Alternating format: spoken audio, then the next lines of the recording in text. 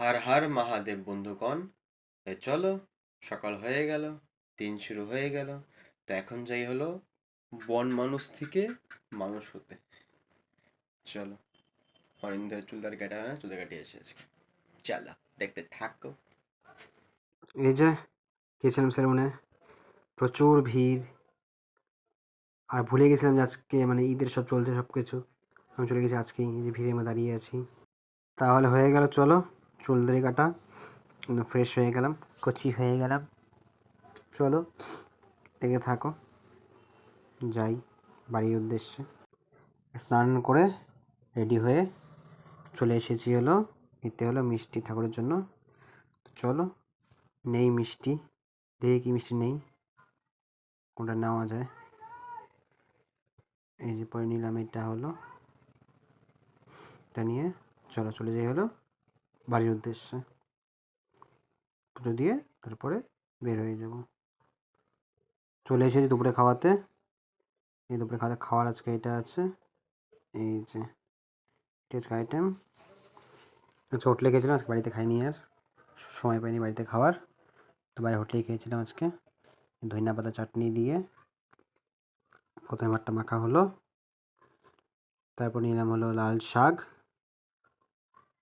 লাল শাক দিয়ে খাওয়া হবে, ওর সাথে ভাতটা মাখিয়ে নিই, লাল শাক দিয়ে খাওয়া হবে সুন্দর করে। লাল শাক কাঁচা থালা দিয়েছিল খাবারটা।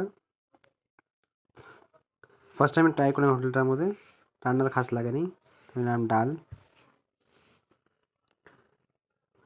ডাল দিয়ে মাখিয়ে নিলাম হলো ফুলকপি একটা,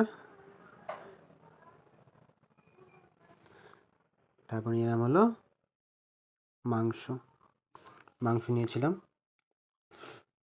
এই যে মাংস, যে মাংসের পিস। খাস ছিল রান্না। বাড়ি যাওয়ার ইচ্ছা করলো একটু ফুচকা খাই, এই ফুচকা ভাবলাম একটু খাই ফুচকা, অনেকদিন পর একটু ইচ্ছা করলো ফুচকা খাওয়ার, তো খাই একটু ফুচকা। এই যে ফুচকা নিয়েছি, এটি খাবো এখন। খাবারে আজকে আছে হলো এই যে পনির পরাঠা, এখানে আছে হলো আলুর দম, এটা দিয়ে খাওয়া হবে আজকে রাত্রের খাওয়া এটাই, পনির পরাঠা। এই যে সুন্দর করে করে দিলাম মুখের মধ্যে চালান।